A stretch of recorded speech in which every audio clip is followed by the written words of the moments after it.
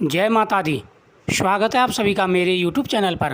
आज मैं आपको माँ कालरात्रि की कथा सुना रहा हूँ।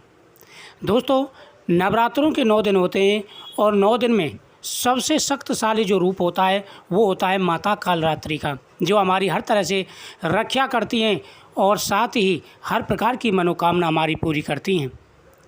नवरात्रि के 9 दिन माता के 9 स्वरूपों के नाम से जाने जाते हैं। जो व्यक्ति माता के 9 स्वरूपों की आराधना करते हैं उनके जीवन में कभी कोई कष्ट नहीं आता।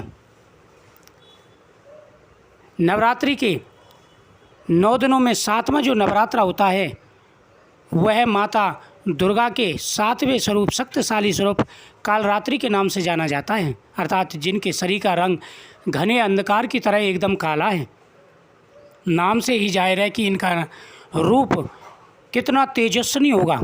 सिर के बाल बिखरे हुए हैं, गले में विद्युत की तरह चमकने वाली माला है, अंधकार में स्थिति का विनाश करने वाली शक्ति है कालरात्रि, काल से भी रक्षा करने वाली है।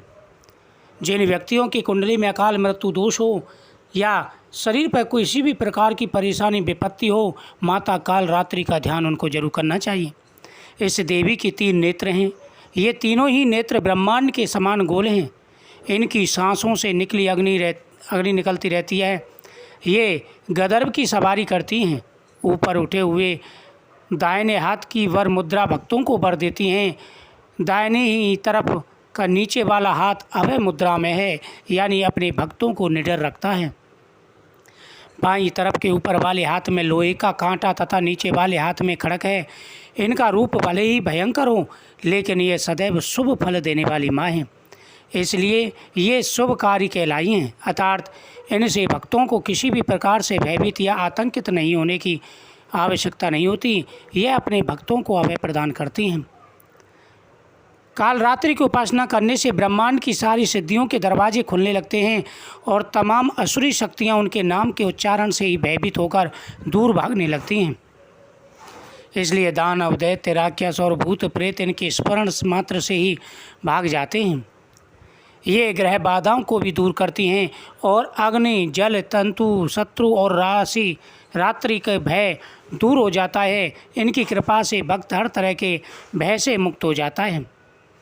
महाभारत युद्ध में जब सभी ने माता कालरात्रि का ध्यान किया था तो पांडवों को भी माता ने अभय प्रदान किया था, उनको वरदान दिया था। उसी प्रकार से जब महिषासुर से युद्ध हुआ, माता कालरात्रि ने भयंकर रूप धारण किया और महिषासुर के सारे सैनिकों का पल भर में ही संहार कर दिया। माता कालरात्रि का यह स्वरूप सभी की मनोकामना पूरी करने वाला है। माता कालरात्रि की पूजा करने से बड़े बड़े कष्ट दूर हो जाते हैं। माता कालरात्रि की पूजा करते समय ओम जयंती मंगला काली भद्र काली कपालिनी दुर्गा क्षमा शिवा दात्री स्वाहा स्वधा नमस्तुते, इन मंत्रों का उच्चारण करना चाहिए। माता की पूजा करने से बड़े बड़े कष्ट दूर हो जाते हैं। शत्रु भय, जिनको शत्रु का भय रहता है, उनको माता की कथा का श्रवण करना चाहिए। माता की कथा का श्रवण करने से हर प्रकार के मनोरथ दूर हो जाते हैं। माँ कालरात्रि की पूजा करने से हर प्रकार के दुख दूर हो जाते हैं। पौराणिक कथाओं के अनुसार देवी के इस रूप की पूजा करने से दुष्टों का विनाश होता है। माँ के इस स्वरूप को वीरता और साहस का प्रतीक माना गया है। कालरात्रि देवी सदैव ही अपने भक्तों को अभय प्रदान करती हैं। कालरात्रि देवी का शरीर रात के अंधकार की तरह काला है।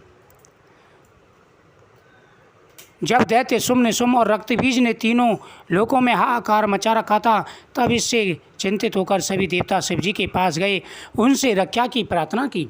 रक्तबीज की एक बूंद पृथ्वी पर गिरती थी तो उतने ही रक्तबीज पैदा हो जाते थे।